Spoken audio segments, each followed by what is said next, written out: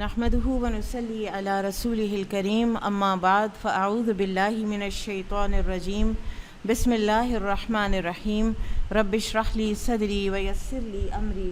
واحلل عقدة من لساني يفقهوا قولي رب زدني علما اللهم فقهنا في الدين اللهم اني اسالك ايمانا لا يرتد ونعيما لا ينفد ومرافقة محمد صلی اللہ علیہ وسلم فی اعلیٰ جنت الخلد آمین یا رب العالمین۔ انشاءاللہ آج ہم عبادلہ اربع میں سے دوسرے صحابی عبداللہ بن عمرو ابن العاص رضی اللہ عنہما کے بارے میں پڑھیں گے۔ عبادلہ اربع کی ٹرم کو ذرا تھوڑی سی میں وضاحت کر دوں، تھوڑی سی تصحیح بھی درکار ہے جو میں نے پچھلی دفعہ بتایا تھا کہ یہ چار عبداللہ جن کا نام عبداللہ تھا، عبداللہ صحابی کئی ہیں لیکن یہ چار ہیں جن کو عبادلہ اربع جو قرون اولیٰ کے جو اسکالرز تھے انہوں نے ان کا ایک گروپ بنا رکھا تھا، اور اس لیے کہ ان کے اندر علم بہت زیادہ تھا۔ ان کی کامن بات یہ تھی کہ ان کا علم پھر نشر بھی بہت ہوا، چار اطراف دنیا میں پھیلا، یہ زندہ رہے کافی عرصہ نبی صلی اللہ علیہ وسلم کے بعد، کیونکہ یہ ینگ تھے، یہ صغار صحابہ میں سے تھے۔ کسی نے امام احمد بن حنبل رحمہ اللہ سے پوچھا کہ عبادلہ اربع کون سے ہیں، تو انہوں نے کہا کہ عبداللہ بن عمر، عبداللہ بن عمرو بن العاص، عبداللہ بن عباس اور عبداللہ بن زبیر۔ تو انہوں نے پوچھا کہ پھر عبداللہ بن مسعود نہیں ہے، کیونکہ وہ بھی عبداللہ ہیں اور بہت بڑے اسکالر تھے۔ تو انہوں نے کہا کہ ان کی بہت پہلے وفات ہو چکی تھی، اور یہ چاروں جو ہیں یہ صحابہ زندہ بھی رہے اور ان کا علم نشر بھی زیادہ ہوا، تو یہ ایک الگ سے گروپ بن گیا، اور ان کا جس چیز پر بھی اتفاق ہو جاتا تھا کسی علمی مسئلے پر تو وہ ایک اوتھینٹیکیٹ ہو جاتی تھی چیز، اور باقاعدہ اس کو کہا جاتا تھا کہ اس پر عبادلہ اربع کا اتفاق ہے، یعنی اس مسئلے پر ان چاروں کا اتفاق ہے۔ اور لیٹر آن کنٹمپریری اسکالرز میں سے کچھ نے عبادلہ خمسہ کی بھی ایک ٹرم جو ہے وہ یوز کی ہے، وہ ان کی اپنی ایک اجتہاد ہے، وہ اس کا کوئی ایسے سٹینڈنگ نہیں ہے، سٹینڈنگ جو ہے وہ عبادلہ اربع کی ہے اور ان چاروں کی ہے، ٹھیک ہے۔ انہوں نے عبادلہ خمسہ میں پھر عبداللہ بن مسعود کو شامل کیا ہے۔ اسی طرح ایک سبع عبادلہ کی ٹرم بھی ہے، 7 عبداللہ، اور ایک جنگ میں 7 عبداللہ جو ہیں یہ گئے تھے، شریک ہوئے تھے، تو اس جنگ کو جنگ سبع عبادلہ کہا جاتا ہے۔ ان میں عبداللہ بن جعفر بھی تھے، عبداللہ بن مسعود بھی تھے، اور دیگر بھی لوگ تھے۔ عبداللہ بن عمرو ابن العاص بن وائل بن ہاشم، یہ ہاشم وہ نہیں ہے جو نبی صلی اللہ علیہ وسلم کے جد امجد ہیں، ٹھیک ہے۔ عبداللہ بن عمرو ابن العاص مشہور صحابی عمرو ابن العاص کے بیٹے ہیں، اور عمرو ابن العاص رضی اللہ عنہ ایمان لائے ہیں سن 7 ہجری میں، اور ان کے بیٹے عبداللہ ان سے 1 سال پہلے مسلمان ہو گئے تھے اور ہجرت کر کے مدینہ مکہ سے آ چکے تھے، یعنی یہ وہ ابتدائی صحابہ میں سے نہیں ہیں، یہ مدنی دور میں ہجرت کر کے تشریف لائے ہیں۔ رسول اللہ صلی اللہ علیہ وسلم نے ایک مرتبہ فرمایا تھا، جب ان کے والد عمرو ابن العاص بھی مسلمان ہو کر آ گئے تھے تو آپ نے فرمایا تھا کہ عاص کے دونوں بیٹے مومن ہیں، یعنی عمرو ابن العاص بھی اور عبداللہ بن عمرو ابن العاص بھی۔ عمرو ابن العاص رضی اللہ عنہ جو ہیں یہ 11 سال کے تھے جب ان کی شادی ہوئی تھی۔ اب ہمارے ہاں چائلڈ میرج کو بہت وہ کیا جاتا ہے، اور واقعی اس وقت کے بچے ہمارے کو اتنے میچورٹی کی لیول کو نہیں پہنچے ہوئے ہوتے، لیکن اس وقت جو میجورٹی کا لیول ہوتا تھا وہ بھی بالکل ایک اور ہی تھا، اور دوسرے یہ کہ وہاں کا کلچر تھا، کسی کو اس چیز سے کوئی اختلاف نہیں ہوتا تھا۔ ہمارے ہاں سیدہ عائشہ رضی اللہ عنہ کی ایج کا ایک وہ ایشو اٹھایا جاتا ہے، پھر اسی طرح سے جو چائلڈ میرج کے حوالے سے جو کئی قسم کی ٹرمینالوجیز آ گئی ہیں، تو اس وقت کسی کو اس کا ایشو نہیں تھا، اور وہ 12 سال کے تھے جب عبداللہ بن عمرو بن العاص پیدا ہوئے، تو باپ بیٹے میں 12 سال کا ایج ڈفرنس تھا صرف۔ اور عبداللہ بن عمرو بن العاص جو ہیں یہ مکثرین صحابہ میں سے ہیں، یعنی وہ صحابی کہ جنہوں نے بہت سے نریٹ کی احادیث، بہت سی احادیث روایت کی، تو ان کو مکثرین صحابی کہا جاتا ہے۔ ایک بڑی خوبصورت بات کسی نے کہی کہ بہت سے جو اسکالرز ہیں، علماء ہیں، انہوں نے جو صحابہ جو احادیث روایت کرتے تھے اس احادیث کی روایت سے ان صحابی کی شخصیت کو جج کرتے تھے. اور اب دیکھیں کہ ایک بندہ ایک لیکچر دیتا ہے، اس کے جتنے بھی آڈینس ہوتے ہیں نا وہ اپنی اپنی طبع کے مطابق اس میں سے چیز اٹھاتے ہیں.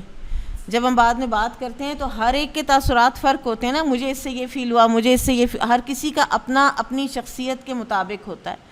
تو وہ کہتے ہیں کہ حدیث کی جو روایت ہے نا وہ بھی یہ دکھاتی ہے کہ اس پرٹیکولر صحابی کی سائیکی کیا ہے. جس طرح ابی بن کعب رضی اللہ عنہ تھے تو ان کا، کیونکہ وہ نبی صلی اللہ علیہ وسلم نے خود فرمایا تھا نا کہ یہ قراء صحابہ میں سے ہیں، تو ان کی احادیث زیادہ جو ہے نا وہ قرآن سے ریلیٹڈ ہیں. تو عبداللہ بن عمرو بن العاص کی حسن اخلاق، والدین کی اطاعت اور حکمرانوں کی اطاعت کے حوالے سے زیادہ تر ان کی احادیث ملتی ہیں. ان کا نام ان کے والد نے اپنے والد کے نام یعنی ان کے دادا کے نام عاص کے نام پہ رکھا تھا. یہ عاص بن عمرو ابن العاص تھے. تو پھر جب یہ مسلمان ہوئے تو رسول اللہ صلی اللہ علیہ وسلم نے ان کا نام تبدیل کر کے عبداللہ رکھا، اور آپ صلی اللہ علیہ وسلم نے ایک مرتبہ فرمایا تھا احب الاسماء اللہ عبداللہ و عبد الرحمن، اللہ تعالیٰ کو سب سے زیادہ جو پسندیدہ نام ہیں وہ عبداللہ اور عبد الرحمن ہیں. ان کی والدہ کا نام ریتا بنت منبہ بن الحجاج تھا، اور یہ حجاج کے دونوں بیٹے جو ہیں نا یہ بدر کے دن یہ ان لوگوں میں سے تھے کہ جو قتل ہوئے تھے مسلمانوں کے ہاتھوں. ریتا وہ ہیں کہ جو احد کے دن ہند کے ساتھ پیش تھیں کفار کو، وہ رضیہ شاعری کرنے میں اور ان کو موٹیویٹ کرنے میں، جوش دلانے میں، اور بہرحال یہ بعد میں مسلمان ہو گئی تھیں. اور انہی کی اولاد میں عبداللہ بن عمرو بن العاص کی اولاد میں ایک محمد ہیں، اور انہی سے ان کی کنیت ابو محمد تھی. جب یہ مکہ سے مدینہ آ گئے تو یہ خود ہی روایت کرتے ہیں کہ میں نے نبی صلی اللہ علیہ وسلم سے احادیث لکھنے کی اجازت چاہی جو بھی میں آپ سے سنتا تھا، تو آپ صلی اللہ علیہ وسلم نے مجھے اجازت دے دی. اور یہ پھر ہر وقت اپنے ساتھ کوئی نہ کوئی اسکرول، کوئی نہ کوئی پارچمنٹ، کوئی اس وقت اس طرح جرنلز یا رجسٹر یا کاپیاں تو نہیں ہوتی تھی نا، تو جو بھی اس وقت بیسٹ اویلیبل چیز ہوتی تھی لکھنے کے لیے وہ یہ ہر وقت اپنے ساتھ کیری کرتے تھے. اور انہوں نے لکھ کر پورا ایک صحیفہ ان کا تیار ہو گیا تھا جس کا انہوں نے نام خود ہی رکھا تھا صحیفہ الصادقہ. اور آپ کسی بھی اصول حدیث کی کتاب کو دیکھیں، تدوین حدیث کو دیکھیں، تو سب سے پہلی بات جو کی جاتی ہے، جو یہ ایک سوال اٹھایا جاتا ہے کہ نبی صلی اللہ علیہ وسلم کے دور میں لکھی گئیں یا نہیں لکھی گئیں، تو سب سے بڑا ثبوت جو ہے نبی صلی اللہ علیہ وسلم کے دور میں احادیث کے لکھے جانے کا وہ یہ صحیفہ صادقہ ہے. یہ اپنی اصل شکل میں تو اب موجود نہیں ہے، لیکن مسند احمد بن حنبل میں یہ اس کی احادیث آ چکی ہیں. اسی طرح مختلف جو صحائح ستہ ہیں اور مختلف حدیث کی کتابیں ہیں ان میں صحیفہ صادقہ کی احادیث آ چکی ہیں. ایک اور حدیث میں آتا ہے کہ انہوں نے کہا کہ یا رسول اللہ، میں آپ سے جو احادیث سنتا ہوں میں چاہتا ہوں کہ انہیں محفوظ کر لوں، کیا میں اپنے دل کے ساتھ ساتھ اپنے ہاتھ سے مدد لے لیا کروں، تو یعنی لکھ لیا کروں؟ تو آپ صلی اللہ علیہ وسلم نے فرمایا کہ ہاں. پھر یہ ہوا کہ کچھ لوگوں نے کہا کہ نبی صلی اللہ علیہ وسلم کبھی غم میں ہوتے ہیں، کبھی غصے میں ہوتے ہیں، تو تم لکھنا چھوڑ دو، کہیں ایسا نہ ہو کہ تم کوئی غلط چیز لکھ لو، خلاف واقعہ چیز لکھ لو. تو انہوں نے کچھ دیر کے لیے لکھنا چھوڑا بھی، اور پھر نبی صلی اللہ علیہ وسلم سے پوچھا تو آپ نے فرمایا کہ اس ذات کی قسم جس کے ہاتھ میں میری جان ہے، میری زبان سے، آپ نے اشارہ کیا زبان کی طرف، کہ اس سے حق کے سوا کچھ نہیں نکلتا. یعنی آپ صلی اللہ علیہ وسلم چاہے غم میں ہوں، چاہے غصے میں ہوں، خوشی میں ہوں، کوئی بھی آپ کی جذباتی کیفیت ہو، آپ کے منہ سے حق ہی نکلتا ہے. اس لیے کہ سورہ نجم میں آتا ہے کہ اللہ تعالیٰ فرماتے ہیں وَمَا يَنْتِقُ عَنِ الْهَوَىٰ إِنْ هُوَ إِلَّا وَحْيٌ يُوحَىٰ، کہ وہ اپنی خواہش نفس سے تو بولتے ہی نہیں ہیں، اور جو ان کی طرف وحی کی جاتی ہے وہ وہی بولتے ہیں. اور پھر انہوں نے دوبارہ سے لکھنا شروع کر دیا. اب یہاں پر ایک جو اعتراض، بعض جو لوگ اپنے آپ کو قرآنی یون کہتے ہیں نا کہ ہمارے لیے قرآن کافی ہے، تو وہ یہ اعتراض کرتے ہیں کہ نبی صلی اللہ علیہ وسلم نے ایک وہ صحیح حدیث ہے کہ آپ نے فرمایا تھا کہ قرآن کے علاوہ مجھ سے کوئی بھی چیز مت لکھا کرو، وہ ابتدائی دور کا حکم ہے. مکی دور کے ابتدائی دور کا حکم ہے کہ جب قرآن ابھی نازل ہو رہا تھا اور اس بات کا احتمال تھا کہ کہیں کوئی حدیث اور قرآن مکس اپ نہ ہو جائیں، لوگوں کو کنفیوژن نہ ہو جائے۔ لیٹر آن وہ مکی دور کے 13 سال گزر گئے، مدینہ کے بھی اب یہ 6 سال گزر چکے ہیں، تو تقریباً 16 سال اب گزر چکے ہوئے ہیں، اور اتنی میچورٹی بھی اب آ چکی ہوئی ہے کہ لوگوں کو اب پتہ ہے۔ تو آپ صلی اللہ علیہ وسلم نے پھر خود سے اجازت مرحمت فرمائی تھی۔ تو لہٰذا یہ کہ اعتراض جو حدیث پر کیا جاتا ہے وہ عبداللہ بن عمر رضی اللہ عنہ ہی کے ذریعے سے پھر وہ رد بھی ہوتا ہے۔ اور آپ صلی اللہ علیہ وسلم نے حجۃ الوداع کے موقع پر بھی وہ ایک جو یمن سے شخص آیا تھا ابو شاہ، تو اس نے کہا تھا کہ جو آپ باتیں فرما رہے ہیں، جو خطبات آپ دے رہے ہیں، تو میرے لیے لکھ دیں۔ تو آپ نے کسی کو کہا تھا اکتبوا لی ابی شاہ کو لکھ دو۔ تو لہٰذا آپ صلی اللہ علیہ وسلم کے زمانہ مبارک میں بھی احادیث لکھی جاتی تھیں۔ پھر ان کا ایک اور بڑا خوبصورت اور اہم واقعہ ہے ان کی حیات طیبہ کا، اور وہ ہے ان کی شادی۔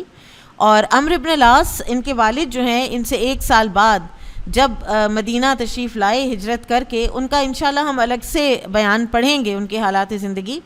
تو وہ رئیس تھے، بہت امیر کبیر تھے، اور انہوں نے آ کے سوچا کہ میں عبداللہ کی شادی کرتا ہوں۔ اچھا، ان کی عمرو بن العاص کی اولادوں میں عبداللہ بن عمرو بن العاص کے علاوہ کسی کا ذکر نہیں ملتا، اگر کوئی تھے بھی تو ذکر نہیں ملتا ہے سچ۔ تو انہوں نے ان کی شادی کسی قریش کی بڑی اچھی حسب نسب والی ایک خاتون سے کروا دی، اور کچھ دن ہوئے تو کہتے ہیں کہ جس طرح سے کہ ایک کنسرنڈ باپ اور ایک اچھا سسر ہوتا ہے، وہ گئے اپنی بہو کے پاس اور انہوں نے کہا تم نے ہمارے بیٹے کو کیسا پایا؟ انہوں نے کہا بہترین انسان ہے، میں نے اس کے اندر کوئی برائی نہیں پائی، وہ دن کو روزے رکھتا ہے، ساری رات تہجد پڑھتا ہے، اور میرے تو وہ پاس بھی نہیں آیا۔ تو بہرحال انہوں نے اپنی بات بھی کہہ لی، اور ساتھ انہوں نے کوئی ان کی شکایت بھی ایسی نہیں لگائی، کوئی نیگیٹو بات بھی نہیں کی۔ تو عبداللہ بن عمرو بن العاص خود روایت کرتے ہیں کہ یہ سن کر عمرو بن العاص یعنی میرے والد میرے پاس آئے اور مجھے خوب ملامت کی، اور زبان سے کاٹ کھانے کی باتیں کرتے ہوئے کہنے لگے میں نے تیرا نکاح قریش کی ایک اچھے نسب والی خاتون سے کیا، اور تو نے اس سے لاپرواہی کی اور یہ کیا اور یہ کیا۔ پھر وہ نبی صلی اللہ علیہ وسلم کی خدمت میں حاضر ہوئے اور میری شکایت کی۔ نبی صلی اللہ علیہ وسلم نے مجھے بلوایا، میں حاضر خدمت ہوا۔ نبی صلی اللہ علیہ وسلم نے مجھ سے پوچھا کیا تم دن میں روزہ رکھتے ہو؟ میں نے عرض کیا جی ہاں۔ نبی صلی اللہ علیہ وسلم نے پوچھا کیا تم رات میں قیام کرتے ہو؟ میں نے عرض کیا جی ہاں۔ نبی صلی اللہ علیہ وسلم نے فرمایا لیکن میں تو روزہ بھی رکھتا ہوں اور ناغہ بھی کرتا ہوں، رات کو نماز بھی پڑھتا ہوں اور سوتا بھی ہوں، اور عورتوں کے پاس بھی جاتا ہوں، اور جو شخص میری سنت سے اعراض کرے اس کا مجھ سے کوئی تعلق نہیں، یعنی جو ان نیچرل لائف کی طرف جائے گا تو پھر اس کا مطلب ہے کہ وہ میرے راستے کو فالو نہیں کر رہا۔ پھر نبی صلی اللہ علیہ وسلم نے فرمایا کہ ہر مہینے میں صرف ایک قرآن پڑھا کرو۔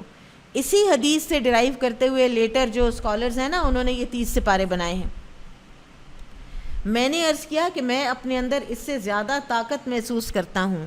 اور ایک اور جگہ پہ آتا ہے کہ انہوں نے کہا تھا کہ مجھے اپنی جوانی انجوائے کرنے دیجئے، اور وہ جوانی کو انجوائے کرنا عبادت میں زیادہ رغبت وہ رکھتے تھے نا، تو ان کا یہ معنی تھا۔ نبی صلی اللہ علیہ وسلم نے فرمایا پھر 10 دن میں مکمل کر لیا کرو۔ میں نے عرض کیا کہ میں اپنے اندر اس سے بھی زیادہ طاقت محسوس کرتا ہوں۔ نبی علیہ السلام نے فرمایا پھر 3 راتوں میں مکمل کر لیا کرو، اور پھر ایک اور روایت میں آتا ہے کہ آپ نے فرمایا کہ اس سے کم میں کوئی فکر نہیں ہے، کوئی سمجھ ہی نہیں پائے گا کہ وہ پڑھ کیا رہا ہے۔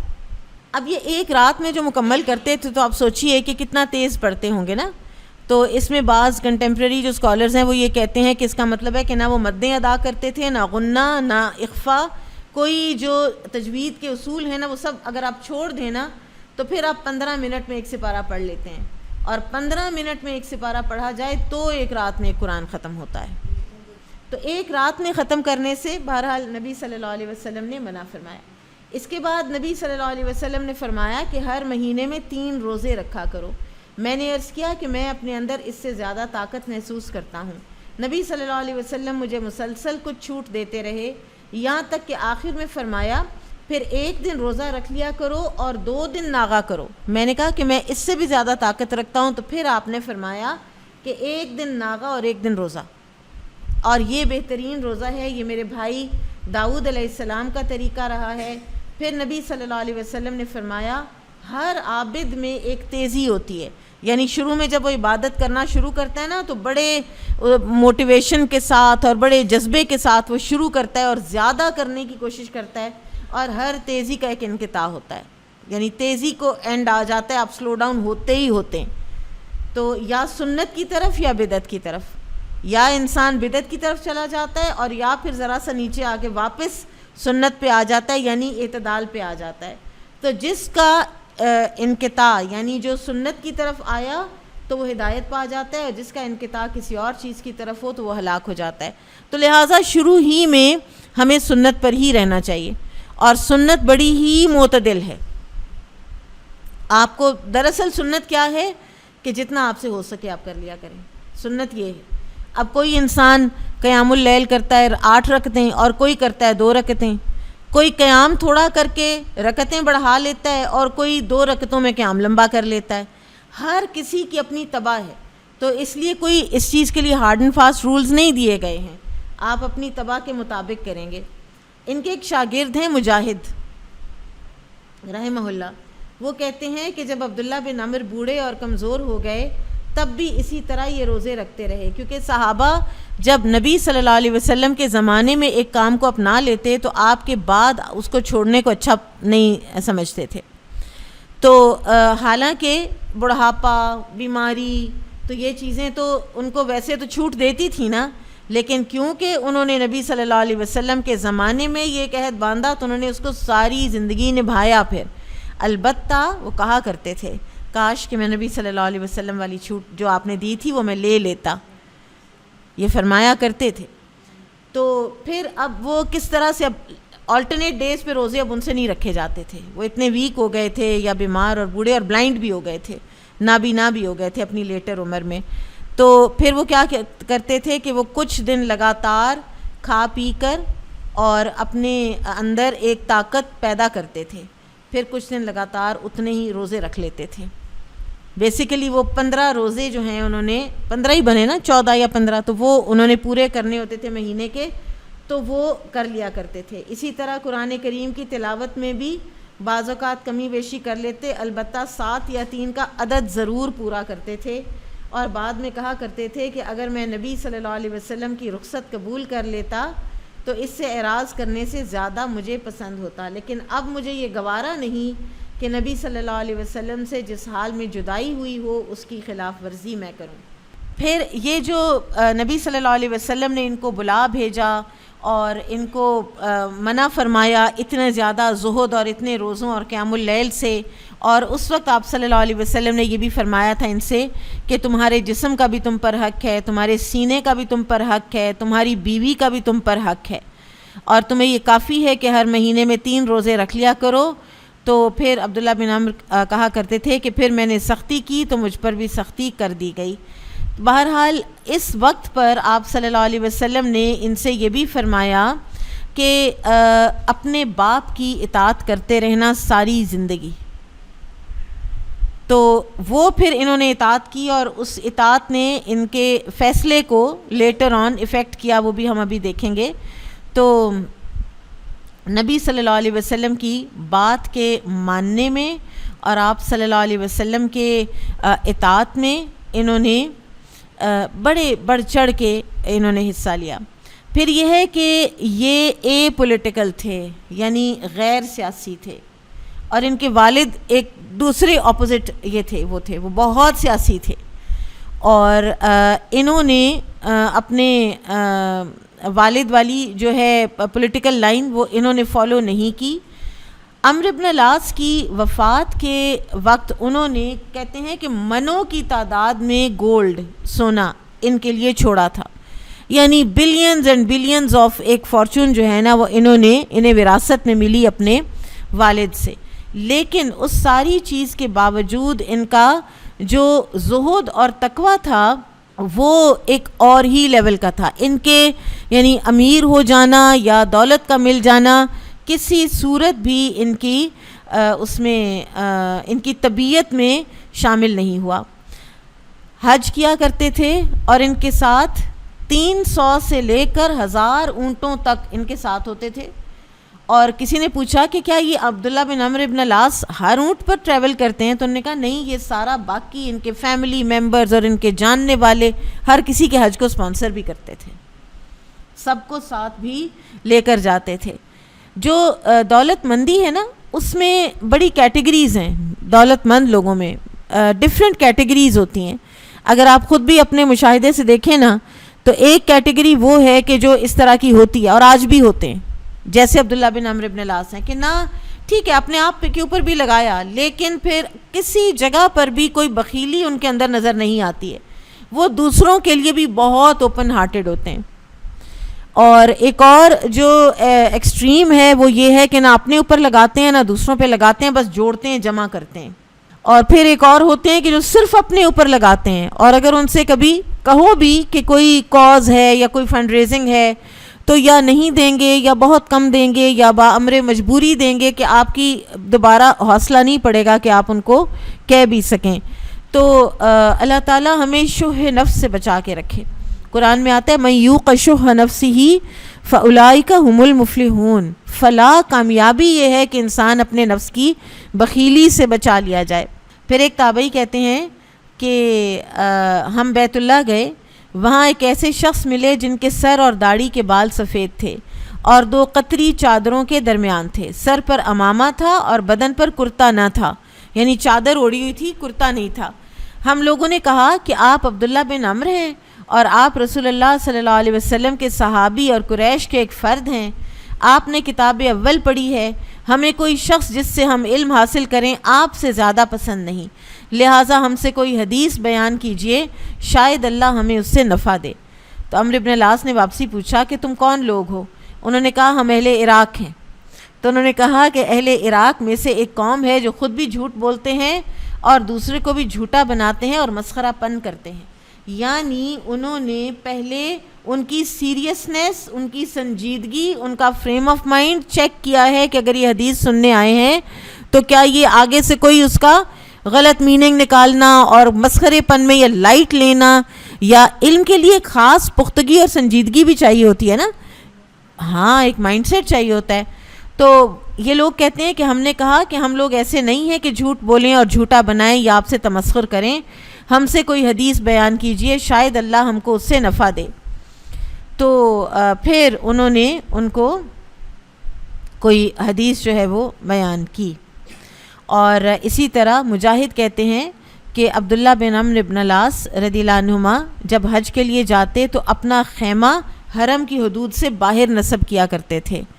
اور پھر جب نماز پڑھنی ہوتی تھی تو مصلی کے لیے حرم کی حدود کے اندر چلے جایا کرتے تھے۔ تو لوگوں نے پوچھا کہ آپ ایسا کیوں کرتے ہیں؟ تو انہوں نے کہا کہ اس لیے کہ حرم کے اندر کوئی گناہ، کوئی بدعت زیادہ بڑا گناہ ہے بنسبت حرم کے باہر کے، تو یہ احتیاط ہے کہ اگر مجھ سے کوئی ہو بھی صحیح غلطی، گناہ، کوئی ایسی چیز، تو وہ حرم کی حدود کے باہر ہو، حرم کی حدود کے اندر نہ ہو۔ پھر اسی طرح سے فرمایا کرتے تھے کہ اگر میں کسی شخص کو اس طرح شراب پیتے دیکھوں کہ مجھے سوائے اللہ کے کوئی نہ دیکھتا ہو، اگر اس شخص کو میں قتل کر سکوں تو میں اس کو ضرور قتل کر دوں۔ حضرت علی رضی اللہ تعالیٰ عنہ اور معاویہ رضی اللہ عنہ کے درمیان جو جنگ صفین ہوئی اس میں یہ شریک ہوئے، اور یہ معاویہ کے لشکر میں تھے اور یہ جانا نہیں چاہتے تھے، اور یہ اپنے والد کو کہتے تھے کہ مجھے مت لے کر جائیں، میں نہیں جانا چاہتا، میں مسلمانوں کی جنگوں میں کسی پارٹی میں نہیں بننا چاہتا، کسی ایک سائڈ پر بھی نہیں جانا چاہتا۔ تو ان کے والد نے ان کو کہا کہ تمہیں رسول اللہ صلی اللہ علیہ وسلم نے حکم دیا ہوا ہے نا کہ میری اطاعت کرنی ہے تم نے ساری زندگی، تو پھر آؤ ساتھ۔ پھر یہ ساتھ گئے، لیکن انہوں نے جنگ میں حصہ نہیں لیا۔ پھر جب اس جنگ میں عمار بن یاسر شہید ہوئے، اور انہی کے یعنی معاویہ رضی اللہ عنہ کے کوئی لوگ تھے کہ جن کے تیر سے عمار بن یاسر شہید ہوئے، اور عمار بن یاسر کے بارے میں نبی صلی اللہ علیہ وسلم نے فرمایا ہوا تھا کہ تمہیں باغیوں کا ایک گروہ قتل کرے گا۔ تو وہ جب شہید ہوئے تو انہوں نے دیکھا کہ کوئی 2 لوگ ہیں کہ جو آپس میں نا بڑھ چڑھ کے کہہ رہے ہیں، ایک کہتا ہے میں نے قتل کیا ہے، دوسرا کہتا ہے میں نے قتل کیا ہے۔ تو انہوں نے ذرا جیسے سیٹیریکل طریقے سے انسان کہتا ہے نا کہ تم دونوں نے جو خوشخبری پائی ہے نا تو بڑھ چڑھ کے لے لو ایک دوسرے سے، یعنی کیا تم لوگوں نے بڑا کارنامہ کیا ہے. اور پھر انہوں نے اپنے والد کو جا کر وہ حدیث سنائی. تو وہ اس وقت کہتے ہیں کہ وہ بہت اس وقت پریشان ہوئے اور خوفزدہ ہوئے اس حدیث سے. لیکن بہرحال انسان جب پولیٹیکلی جب ہو جاتا ہے نا کسی چیز سے چارج, تو بہت سی چیزیں پھر اس کو اس وقت سمجھ نہیں آ رہی ہوتی کہ میں کیا غلط کر رہا ہوں. یہ سم ہاؤ یہ ایک ایسا ہی یہ ایک فیلڈ ہے کہ انسان جو ہے نا وہ بہت آگے بڑھ جاتا ہے بعض چیزوں میں. تو ان کے جو والد تھے عمرو بن العاص, ان کے بارے میں ان کا اسلام لانا وغیرہ تو انشاءاللہ جب ہم ان کے بارے میں پڑھیں گے تو ہم بات کریں گے. لیکن اپنی وفات کے وقت انہوں نے یہ کہا تھا کہ میرے پر میری زندگی کے 3 ادوار آئے ہیں. پہلا دور وہ ہے کہ جب میں نبی صلی اللہ علیہ وسلم سے سخت دشمنی رکھتا تھا, اور اگر میں اس وقت دنیا سے چلا جاتا تو میں ہلاک ہو جاتا, میں جہنم میں جاتا. پھر مجھ پر ایک دور ایسا آیا کہ میرے لیے نبی صلی اللہ علیہ وسلم سے بڑھ کر محبوب کوئی نہیں تھا, اور مجھے ان پہ اتنی ان سے محبت تھی اور اتنا میرے اوپر ان کا رعب تھا کہ میں نظر بھر کے ان کے چہرے مبارک کی طرف دیکھ نہیں پاتا تھا. حالانکہ بڑے جری اور قوی انسان تھے, جنرل تھے, کمانڈر تھے. تو اگر میری اس وقت موت آ جاتی تو میں سمجھتا ہوں کہ اللہ تعالیٰ مجھے بخش دیتا. اور اس کے بعد میرے اوپر زندگی کا ایک دور آیا کہ میرے اعمال خلط ملط ہو گئے. میں نے کچھ چیزیں ایسی کیں کہ جن پر اب ان کو ریگریٹ تھا. تو اب مجھے پتہ نہیں ہے کہ میرے ساتھ اللہ تعالیٰ کیا معاملہ کرتے ہیں. بہرحال اسی پر ان کی وفات ہوئی. لیکن صحابہ جو ہیں ان کے بارے میں ہمارا یہ گمان ہے نیک کہ رضی اللہ عنہم اللہ سبحانہ وتعالیٰ نے ان کے ناموں کے ساتھ لگوایا ہے. اور پھر یہ ہے کہ یہ لوگ وہ لوگ ہیں کہ جو نبی صلی اللہ علیہ وسلم کی زندگی میں ان سے کئی بشارتیں پا گئے, جن میں سے یہ ایک جو نبی صلی اللہ علیہ وسلم نے فرمایا ہے کہ آس کے دونوں بیٹے جو ہیں یہ مومن ہیں. تو آس کے دونوں بیٹے یعنی عمرو بن العاص اور عبداللہ بن عمرو بن العاص. تو نبی صلی اللہ علیہ وسلم نے جب ایک بات فرما دی تو ہم اس کو پھر آگے پیچھے نہیں کر سکتے ہیں. عبداللہ بن عمرو بن العاص زندہ تھے جب حجاج نے مکہ پر اٹیک کیا ہے, حجاج بن یوسف نے, اور کعبہ کو ڈیمیج بھی کیا ہے, وہاں آگ بھی لگی تھی. اور عبداللہ بن زبیر عبادلہ اربعہ کے ایک اور ینگسٹ صحابی یہ شہید بھی ہوئے ہیں اس وقت. اور ان کا انشاءاللہ جب ہم پڑھیں گے تو پھر ان کی لائف ہسٹری کے بارے میں دیکھیں گے. بہرحال عبداللہ بن عمرو بن العاص اس وقت صحابہ جو زندہ تھے نا ان میں سے تقریباً ون آف دی اولڈسٹ تھے, جو عمر رسیدہ ترین صحابہ تھے ان میں سے تھے. اور پھر یہ بہت روئے, یہ اتنا روئے کہ ان کے کپڑے گیلے ہو گئے, اور انہوں نے لوگوں سے کہا کہ اے لوگوں, اگر تم لوگوں کو ابو ہریرہ خود حدیث سناتے کہ اہل ایمان میں سے کوئی لوگ ہوں گے کہ جو صحابی رسول کو قتل کریں گے اور کعبہ کو ڈیمیج کریں گے, تو تم لوگ کبھی نہ مانتے. اگر ابو ہریرہ خود کھڑے ہو کر تمہیں یہ حدیث سناتے پھر بھی تم نہ مانتے, اور آج تم لوگوں نے خود وہ کر لیا ہے. بہرحال وفات عبداللہ بن عمرو بن العاص کی, ان کے بارے میں پوری طرح سے نہیں پتہ کہ کہاں ہوئی کب ہوئی, لیکن سب سے راجے رائے جو ہے وہ یہ ہے کہ 65 ہجری میں شام میں ان کی وفات ہوئی ہے, سیریا میں, اور 72 ایئرس کے تھے, 72 سال کی عمر میں ان کی وفات ہوئی ہے. اور جن لوگوں سے انہوں نے روایت کی ہے حدیث ان میں ابو بکر اور عمر رضی اللہ عنہما بھی ہیں. ایک اور بات جو اسد الغابہ میں آتی ہے, اس میں وہ کہتے ہیں کہ حسین رضی اللہ تعالیٰ عنہ جو تھے نا, وہ ان سے ذرا رکھتے تھے ناراضگی صفین کے بعد کہ آپ یعنی آپ پھر دوسرے کیمپ میں کیوں تھے. تو ان کو اس بات کا بڑا قلق تھا, اور ایک دن کہتے ہیں کہ مدینہ میں یہ لوگ سب یہ بیٹھے ہوئے تھے, تو حسین رضی اللہ عنہ پاس سے گزرے تو وہ ان کی طرف التفات کیے بغیر گزر گئے. تو انہوں نے ابو سعید خدری پاس تھے تو ان کو کہا کہ حسین مجھ سے خفا رہتے ہیں, ناراض رہتے ہیں. تو ابو سعید خدری رضی اللہ عنہ نے پھر کہا تھا کہ میں آپ کو ان کے پاس لے کے جاتا ہوں, اور پھر وہ ان کو لے کے گئے, انہوں نے اجازت طلب کی. تو شروع میں تو حسین رضی اللہ تعالیٰ عنہ نے, ان کا دل نہیں تھا کہ وہ اندر ان کے گھر میں آئیں, لیکن ابو سعید خدری لے کر گئے, اور انہوں نے کہا کہ میں صرف اپنے والد کی اطاعت میں گیا ہوں، نہ میں نے تمہارے والد کے خلاف کوئی تلوار اٹھائی ہے، نہ میں اس جنگ میں جانا چاہتا تھا۔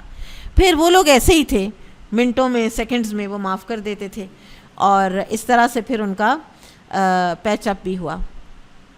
پھر اسی طرح سے ان کی فکر آخرت کے بارے میں آتا ہے کہ فرمایا کرتے تھے کہ اگر قیامت کے روز میرا شمار مسکینوں میں ہو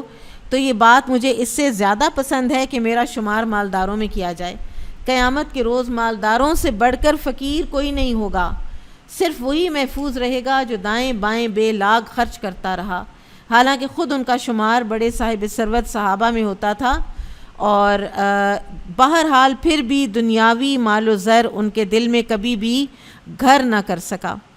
انہوں نے شام اور افریقہ کے جو قتال ہیں، جہاد فی سبیل اللہ ہے، اس میں بھرپور حصہ لیا ہے۔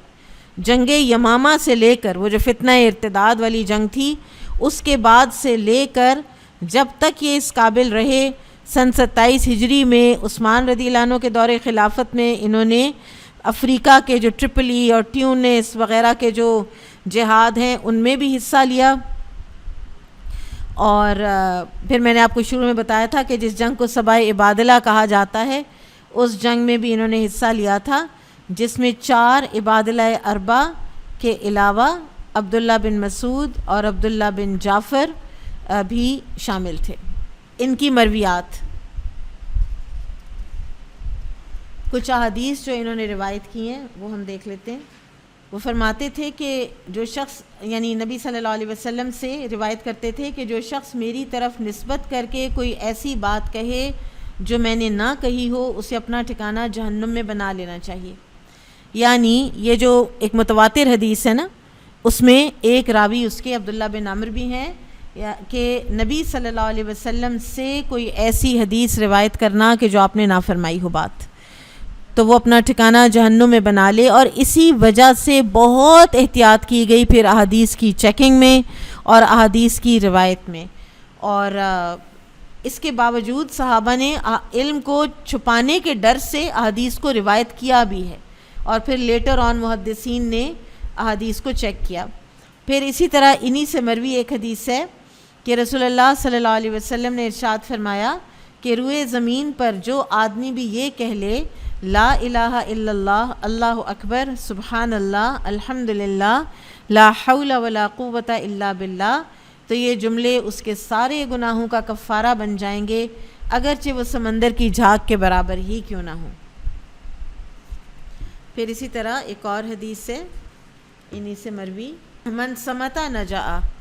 جو خاموش رہا وہ نجات پا گیا۔ بہت زیادہ بولنا جو ہے وہ نہ نبی صلی اللہ علیہ وسلم کی سنت تھی اور نہ ہی صحابہ کرام کا طریقہ کار تھا۔ پھر ایک اور ان کی حدیث ہے جس سے ان کا اپنا مائنڈ سیٹ، ابھی سارے ان کے اپنے مائنڈ سیٹس پتہ چل رہے ہیں۔ حدیث کے وہ راوی ہیں، مکثرین صحابہ میں سے ہیں، حدیث روایت کر رہے ہیں کہ جو نبی صلی اللہ علیہ وسلم سے کوئی ایسی چیز روایت کرے گا جو انہوں نے نہیں فرمائی، وہ جہنم میں اپنا ٹھکانہ بنا لے۔ پھر اسی طرح سے عبادت، اذکار، زہد، تقوی اتنا زیادہ ہے نا، تو یہ جو اذکار والی حدیث ہیں وہ ہیں۔ پھر اسی طرح سے ایک اور حدیث کہ لوگوں میں سے جس آدمی کو بھی جسمانی طور پر کوئی تکلیف پہنچتی ہے تو اللہ اس کے محافظ فرشتوں کو حکم دیتا ہے کہ میرا بندہ خیر کے جتنے بھی کام کرتا تھا وہ ہر دن رات لکھتے رہو یہاں تک کہ یہ میری حفاظت میں رہے۔ یعنی جب تک یہ زندہ ہے، بیمار ہے، اب قیام اللیل نہیں کر سک رہا یا روزہ نہیں رکھ سک رہا، تو جس دن اس نے رکھنا تھا اس کا اجر لکھ دو، ٹھیک ہے۔ پھر اسی طرح سے ایک اور روایت ہے، فرماتے ہیں کہ میں نے نبی صلی اللہ علیہ وسلم کو یہ فرماتے ہوئے سنا ہے کہ میری طرف سے آگے پہنچا دیا کرو خواہ ایک آیت ہی کیوں نہ ہو، اور بنی اسرائیل کی باتیں بھی ذکر کر سکتے ہو، کوئی حرج نہیں، اور جو شخص میری طرف کسی بات کی جھوٹی نسبت کرے گا اسے اپنا ٹھکانہ جہنم میں تیار کر لینا چاہیے۔ حدثوا عن بنی اسرائیل ولا حرج، یہ ان سے مروی ہے، اور یہ اسرائیلیات بھی روایت کر لیا کرتے تھے۔ تو لیکن اس میں پھر علماء کرام نے ایک بنایا ہے کرائٹیریا کہ اگر وہ قرآن اور سنت سے کلیش کرتے ہیں تو پھر آپ ان کو چھوڑ دیں گے، پھر آپ ان کو نہیں لیں گے، اور اگر وہ بالکل نہ قرآن کی اسپرٹ کے ساتھ کلیش کرتے ہیں نہ اسلام کی اسپرٹ کے ساتھ تو پھر آپ ان کو لے سکتے ہیں۔ جیسے کوئی ڈیٹیلز ہیں کہ یوسف علیہ السلام کے زمانے میں عزیز مصر کی بیوی کا نام کیا تھا، تو آپ لے سکتے ہیں کہ اس کا نام زلیخا تھا، یہ اسرائیلی روایات سے ہی پتہ چلتا ہے نا آپ کو. تو ورنہ بعض اوقات تو لوگ ان کے پاس آتے تھے تو کہتے تھے کہ ہمیں کوئی حدیث سنائیے گا، ہمیں کوئی کہانی نہ سنائیے گا جو آپ نے جنگ یرموک میں سنی تھی، یعنی کوئی اسرائیلی روایت نہ سنائیے گا، ہمیں حدیث سنائیے گا. تو اسرائیلیات عبداللہ بن عمرو بن العاص بعض اوقات روایت کر لیا کرتے تھے اور اس میں کوئی حرج نہیں تھا. پھر ایک اور حدیث ہے ان سے مروی کہ میں نے نبی صلی اللہ علیہ وسلم کو یہ فرماتے ہوئے سنا ہے کہ ظلم قیامت کے دن اندھیروں کی صورت میں ہوگا. بے حیائی سے اپنے آپ کو بچاؤ، کیونکہ اللہ کو بے تکلف یا بتکلف کسی نوعیت کی بے حیائی پسند نہیں. بخل سے بھی اپنے آپ کو بچاؤ، کیونکہ بخل نے تم سے پہلے لوگوں کو بھی ہلاک کر دیا تھا.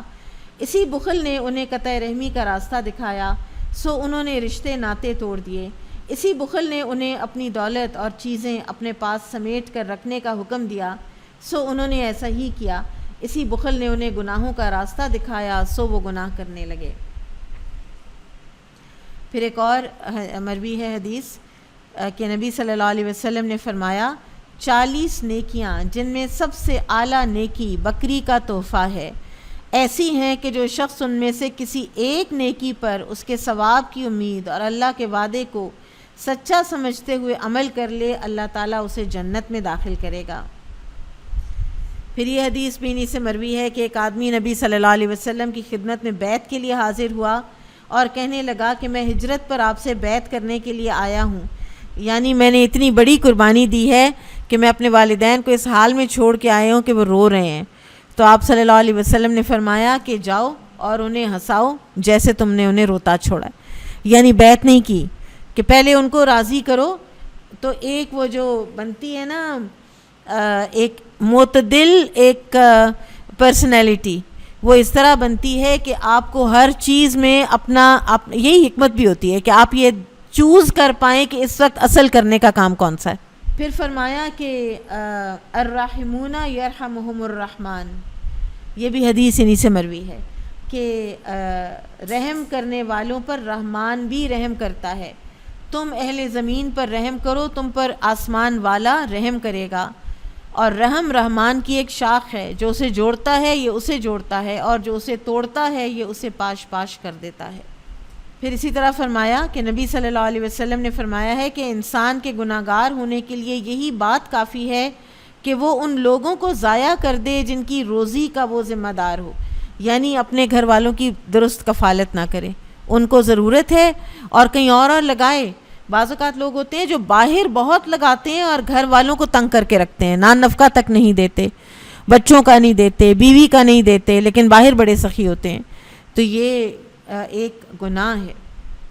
پھر آخری ایک اور سن لیجئے کہ عبداللہ بن عمرو بن عاص رضی اللہ عنہ سے مروی ہے کہ جناب رسول اللہ صلی اللہ علیہ وسلم نے فرمایا 2 خصلتیں ایسی ہیں کہ ان پر مداومت کرنے والا، یعنی کنٹینیوسلی ان کو کرنے والا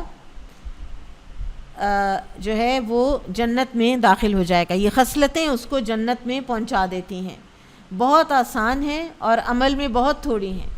صحابہ کرام نے پوچھا کہ یا رسول اللہ صلی اللہ علیہ وسلم وہ 2 چیزیں کون سی ہیں؟ نبی صلی اللہ علیہ وسلم نے فرمایا ایک تو یہ کہ ہر فرض نماز کے بعد 10 مرتبہ الحمدللہ، اللہ اکبر اور سبحان اللہ کہہ لیا کرو، اور دوسرا یہ کہ جب اپنے بستر پر پہنچو تو 100 مرتبہ سبحان اللہ، اللہ اکبر اور الحمدللہ کہہ لیا کرو، یعنی 33 مرتبہ تینوں کو، اور یعنی دونوں کو، اور اللہ اکبر کو 34 مرتبہ. 5 نمازوں اور رات کے اس عدد کو ملا کر زبان سے تو یہ کلمات 250 مرتبہ ادا ہوں گے، لیکن میزان عمل میں یہ 2500 کے برابر ہوں گے. اب تم میں سے کون شخص ایسا ہے جو دن رات میں 2500 گناہ کرتا ہوگا؟ ہر دفعہ جو گناہ معاف ہونا ہے تو 2500 گناہ کون کرتا ہے؟ تو یہ اتنی بڑی بڑی جو خوشخبریاں ہیں، اور ذکر جو ہے ذکر الہی، اس سے جو کچھ ملتا ہے، اور زبان سے جتنے ہلکے ہیں یہ کلمات ادا کرنے، لیکن بعض اوقات پھر سمجھ آ رہی ہوتی ہے کہ توفیق نہ ہو تو یہ بھی نہیں انسان ادا کر پاتا، ان کو بھی انسان مس کر جاتا ہے. پھر ایک اور حدیث بھی سن لیجئے کہ نبی صلی اللہ علیہ وسلم نے فرمایا کہ جو شخص اپنے عمل کے ذریعے لوگوں میں شہرت حاصل کرنا چاہتا ہے، اللہ اسے اس کے حوالے کر دیتا ہے اور اسے ذلیل و رسوا کر دیتا ہے. یہ کہہ کر عبداللہ بن عمرو رضی اللہ عنہ کی آنکھوں سے آنسو بہنے لگے. تو مسند احمد میں ان کی جو مسند عبداللہ بن عمر ہے بہت خاصی طویل ہے، اور آپ لوگ مزید کوئی ریڈنگ کرنا چاہیں تو آپ مسند احمد میں سے مسند عبداللہ بن عمر ابن العاص کو دیکھ سکتے ہیں۔ بارک اللہ فیکم، سبحانک اللہم و بحمدک، اشہد ان لا الہ الا انت، استغفرک و اتوب الیک۔ السلام علیکم ورحمۃ اللہ وبرکاتہ۔